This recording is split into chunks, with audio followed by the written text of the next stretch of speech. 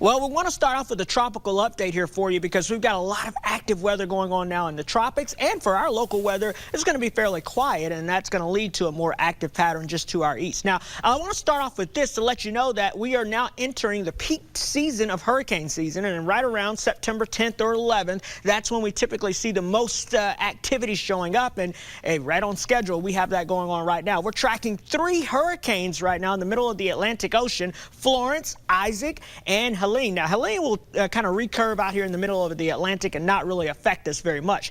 Isaac is going to be another hurricane that we're going to have to watch as we go throughout the next 10 to 15 days. It's going to take a while. It'll be making its way out to the west, though, and eventually could get into the Caribbean or maybe even the Gulf of Mexico. And, of course, Florence, that's the big one to focus on. So let me give you an update now on Florence. You can see this thing is really beginning to organize now. It's undergoing what we call rapid intensification. It's really strengthening quickly out there as there's nothing to really stop it. You can almost see that kind of stadium effect here as you look down into the storm, the eye wall developing very nicely. You can see the sinking of the clouds there, and that's an indication of a very healthy storm. In fact, it's a winds of 130 miles per hour. That's a Category 4 storm right now, moving to the west at 13. As the pressure continues to drop, this storm will continue to strengthen. So let's talk about where Florence will be going. Again, over the next couple of days, it'll still be off into the Atlantic, south and west of Bermuda now. And then as we head towards Wednesday morning, look at this. We're talking about a storm of 150 miles per hour. Folks, that's a Category 5 storm, and as it approaches the southeastern coast, it may weaken a little bit as we head into your Thursday, but we're talking down to maybe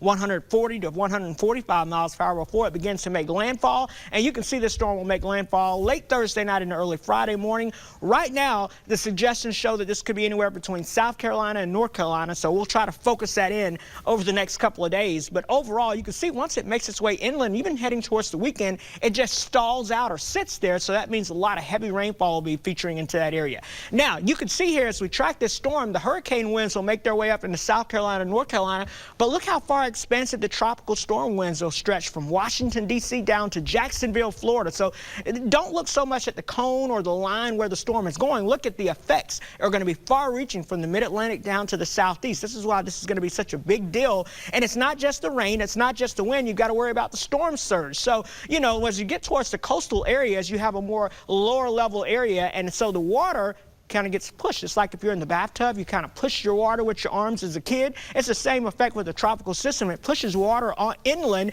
And so normally when you get to high tide, you can see that water kind of flooding low-lying areas along the coast. But once you start talking about a tropical system, you get 6 to 12 feet of water. That water starts to pile in, and all of a sudden, you can get that water to rise to up to the second story of a building. So yeah, it's going to cause a lot of damage, from flooding to storm surge to wind damage, and it's a story that we'll be watching for you very closely. Now, for us, our weather could not be any more perfect across the area. 12 days officially until fall.